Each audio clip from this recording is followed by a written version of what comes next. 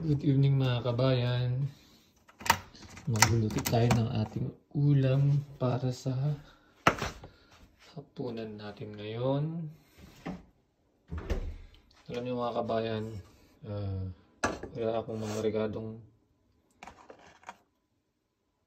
pang Pinoy kasi malayo ako sa Asian market, kaya mag-experiment ako ng chicken to. Ito po ay pang ihaw, pang grill. Nakamarinate siya sa may sauce na may kasamang cheese. Buffalo wings na pala siya. Pero ang gagawin ko dito ay ko lang siya. Kukulang ko lang siya ng may asin at saka may paminta. Tapos lalagyan ko siya mamaya ng pansit. Hindi siya pwedeng igisa kasi mayroon na siyang sauce.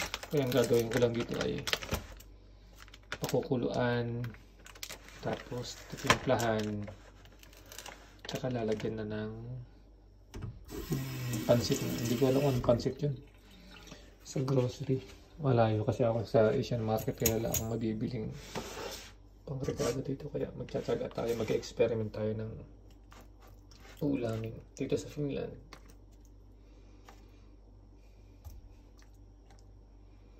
Ito yung pang ihaw. Hindi mo na ako pwede mag-ihaw dito sa bahay. Nagawin natin ay pakukuluan lang natin. Hirap kasi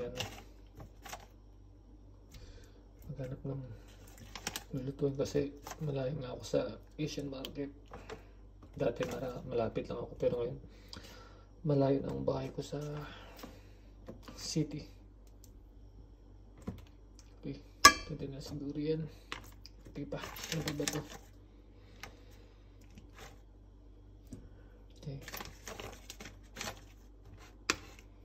Ito kabayan na 900 grams to. Nabili ko siya ng 5 euro yata. Mahal. Sa peso eh 300 pesos. Okay na siguro yan. Then nalagyan natin ng tubig.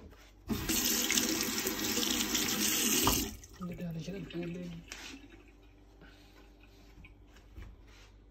Lagyan ko muna ng lagyan ko muna ng paminta.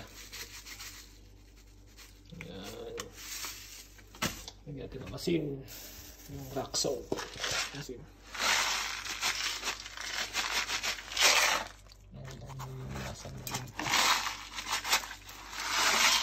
Ayan. Lagyan natin ng tubig. Pang sabaw. Damihan natin ng sabaw kasi paglagay ko dyan ng yung noodles mamaya, mag-absorb ng maraming tubig yan, matutuyo ang ating sabaw. Kaya ito, umpisa na natin ang pagluluto. Okay, then takpan na natin. Okay, update ko kayo mamaya sa kapag nagluluto.